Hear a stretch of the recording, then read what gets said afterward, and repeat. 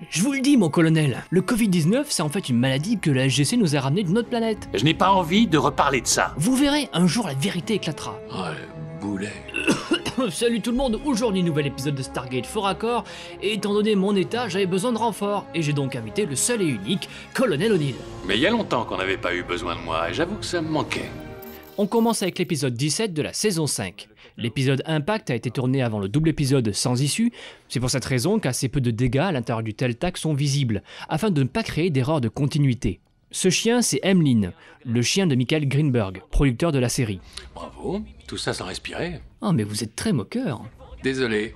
Les plans larges de cette séquence sont réutilisés de l'épisode Mission Soleil Rouge. Ah oui? Oui, seuls vos plans serrés ont été retournés pour cet épisode. Ouais. On remarque aussi que Carter appelle le général Hammond colonel. Au sujet de Hammond, les enfants sur les photos qui se trouvent ici sont les enfants de Brad Wright. Côté effets spéciaux, durant cette séquence, on remarque le point de coupe entre les deux plans du fond, au niveau des bras de Carter et de O'Neill. On remarque aussi que l'anneau au sol, qui libère les autres, ne s'ouvre pas. Une seule chose à la fois. Je suis allé un peu vite, je suis désolé, je vais tout vous repasser. Merci. Ceci dit, malgré cet oubli, l'épisode offre de beaux effets, notamment un qui passe totalement inaperçu. En effet, la production n'ayant produit qu'une seule porte de Teltac réelle et fonctionnelle, l'autre porte du SAS est en effet visuel. Ici par exemple, Teal'c et O'Neill ont été rotoscopés, c'est-à-dire découpés image par image, pour intégrer la porte animée en arrière. Moi je trouve ça très bien. Épisode suivant, le guerrier, dont l'histoire a été inspirée par Christopher Judge. On commence par une petite duplication de foule. On remarque le vieil homme à gauche qui réapparaît là.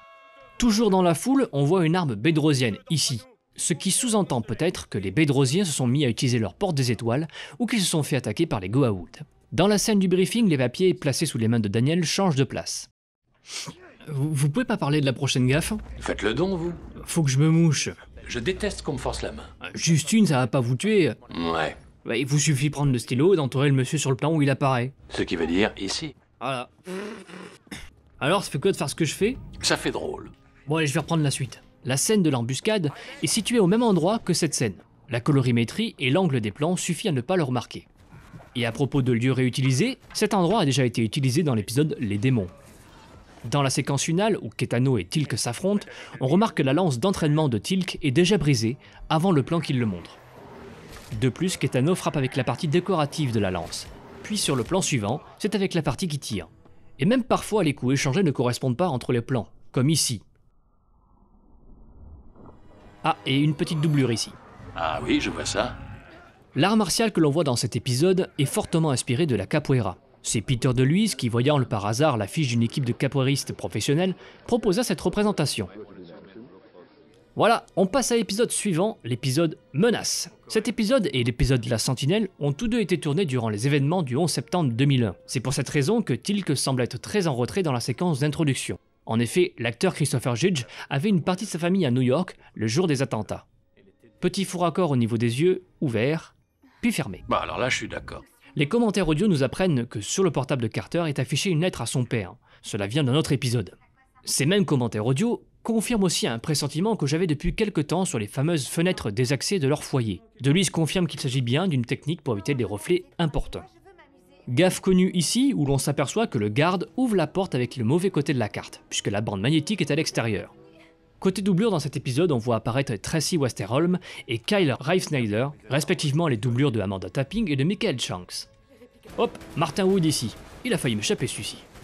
Dernier épisode d'aujourd'hui, la Sentinelle. C'est une première dans Stargate et un cas assez unique d'ailleurs, mais des plans ont été ajoutés dans la séquence précédemment dans... Ah oui? Pourquoi? Pour ajouter le colonel Sean Greaves et le lieutenant Kershaw, absents de l'épisode original Trahison.